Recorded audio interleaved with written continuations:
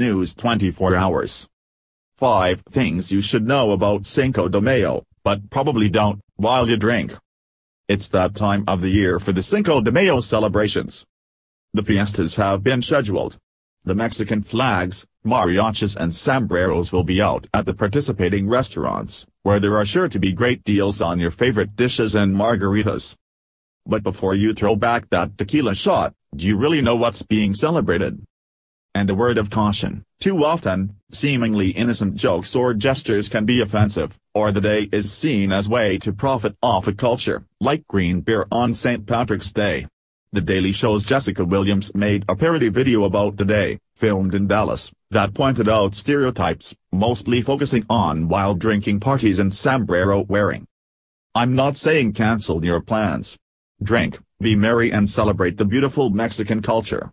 Even impress your friends with some of the facts and dispel the myths with these cinco, 5 takeaways on the day. It is not Mexican Independence Day. Por favor, don't make this mistake. Although the day has plenty of historical significance, it is more about cultural identity, Rodolfo Hernandez Guerrero, senior advisor to the Center for U.S. Latin America Initiatives at the University of Texas at Dallas, said. Cinco de Mayo is more right now a celebration of the Mexican culture in the United States. We tend to have a misperception that Cinco de Mayo is the Day of Independence, which is no, he said. It's not widely celebrated in Mexico. Cinco de Mayo honors the Battle of Puebla in 1862 during the French-Mexican War, and it's remembered because it's somewhat a David and Goliath story.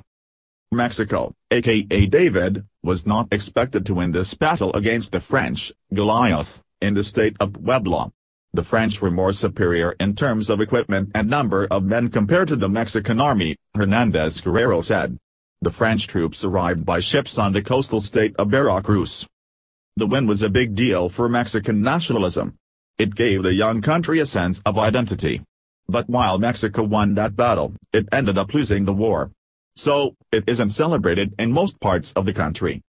Keep in mind, in Mexico, it is not an official holiday. It is an official holiday in the state of Puebla and the state of Veracruz, Hernandez Guerrero said.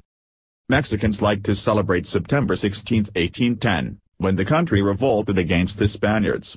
And it actually won.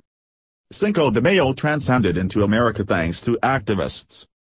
Latinos, don't get mad at gringos on this day, okay? Sure, the day can get a little out of hand with the stereotypical sombreros and mustaches. But it was activists that brought the celebration of Mexican culture to the U.S., not Americans. Hernandez Guerrero said California was one of the first states to celebrate the day in late 1860s. But in the 1940s and 50s the Chicano movement helped blow it up. Pike Park in Dallas was once a hot spot for Cinco de Mayo. Albert Volterra, board member of the Dallas Mexican-American Historical League, said Pike Park was the cultural heart of the Mexican-American community in the 1940s. Cinco de Mayo and Mexican Independence Day would attract large crowds in the area known as Little Mexico. As growth and development came to the uptown area, the barrios with large Mexican communities would later spread out. I don't think that there's an official spot for the community, for Cinco de Mayo, and the reason I think that is because we are spread out all over the place. Before we were in these barrios. Now we moved away from the barrios into the suburbs. Cinco de Mayo is expanding outside of America to other countries, too. The festivities for Cinco de Mayo have gone global, Hernandez Guerrero noted. Countries like Australia, New Zealand and some in South America are embracing the day to honor Mexican culture with family-oriented festivities. Other countries around the world are adopting Cinco de Mayo to celebrate the Mexican culture, so thank you, the U.S., Hernandez Guerrero said with a laugh.